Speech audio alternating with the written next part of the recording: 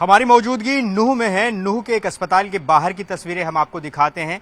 दरअसल यहाँ जब परसों हिंसा हुई थी उसके बाद क्या स्थिति बनी थी वो आपको बताते हैं। देखिए, सबसे पहले आप ये सीसीटीवी कैमरा देखिए। जो बलवाई थे, जो उपद्रवी थे, उन्होंने इन सीसीटीवी कैमरे को तोड़ा। ये हमने सीसीटीवी फुटेज में भी दिखाया। और उसके बाद क्या स्थिति है यहाँ पर, जो अस्पताल के जो प्रशासन है उसने हमें ये जानकारी दी है कि जो उपद्रवी थे उन्होंने अस्पताल के गेट के ये शीशे तोड़े हैं। आप देखिए, पूरी तरह से जो मुख्य द्वार है इसका ये क्षतिग्रस्त है। आप यहाँ तस्वीरों में देखेंगे ज़मीन पर कांच पड़ा हुआ है। और यही नहीं, यहाँ पर इसी अस्पताल का एक दूसरा गेट ये है, इसको भी तोड़ दिया गया है। ये देखिए, ये भी गेट तोड़ा गया है और साथ ही यहाँ कांच पड़ा है। और इसका एक हिस्सा अस्पताल का ये है, इसका भी गेट तोड़ा गया है। यहाँ पूरे हिस्से में कांच पड़ा हुआ आपको नजर आएगा।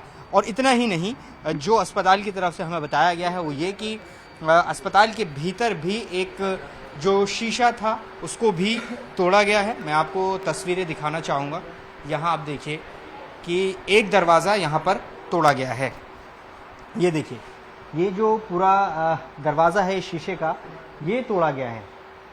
किस तरह की स्थिति है यहाँ पर आप देख सकते हैं। और ये कांच अभी भी यहाँ पड़ा है। दरअसल जो हमें जानकारी मिली है वो ये कि जब यहाँ हिंसा हुई थी तो यहाँ जो बलवाई थे वो यहाँ पर आए। उन्होंने सीसीटीवी को तोड़ने की कोशिश की। सीसीटीवी अमूमन इसलिए तोड़ा जाता है कि सीसीटीवी कैमरे में आपकी पहचान कैद ना हो जाए। जो हिंसा कर रहे हैं, जो उपद्रव कर रहे हैं, उनकी पहचान कैद ना हो जाए। तो सबसे पहले सीसीटीवी को निशाना बनाया गया और उसके बाद ये कहा गया, अस्पताल ने हमें बताया है कि यहाँ जो बलवा कर रहे थे उन्होंने बोला कि अंदर कौन है उनको निकालो, लेकिन वो शीशे तोड़कर यहाँ से चले गए। तो ये नुकसान अलवर अस्पताल में यहाँ देखने को मिला है। अलवर में जगह जगह ऐसी हम रिपोर्ट कर रहे हैं जहां पर जब हिंसा हुई थी तो वहां आगजनी हुई, तोड़फोड़ हुई। और वो तस्वीरें उस दिन भी दिखाई दी और अब भी दिखाई दे रही हैं।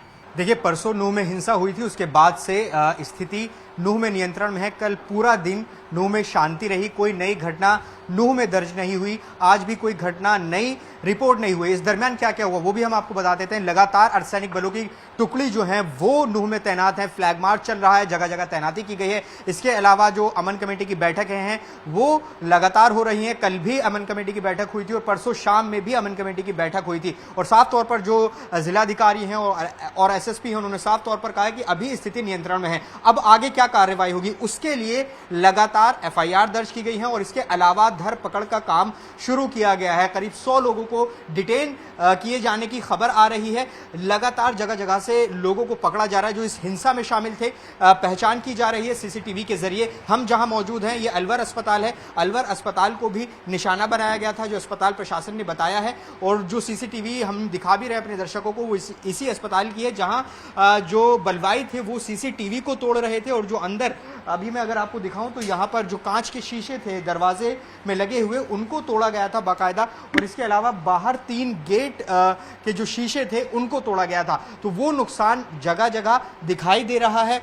अब दरअसल कोशिश यही है प्रशासन की कि ये जो स्थिति बनी है नियंत्रण में है, इसको ऐसे ही जारी रखा जाए, नूह में कोई नया मामला पैदा ना हो। लेकिन चिंता की बात यह है कि अभी सोहना गुड़गांव में जो नई घटनाएं हैं वो कल भी रिपोर्ट की गई थी, कल रात भी रिपोर्ट की गई थी। तो ऐसे में गुड़गांव पर ज्यादा नजर रखनी होगी।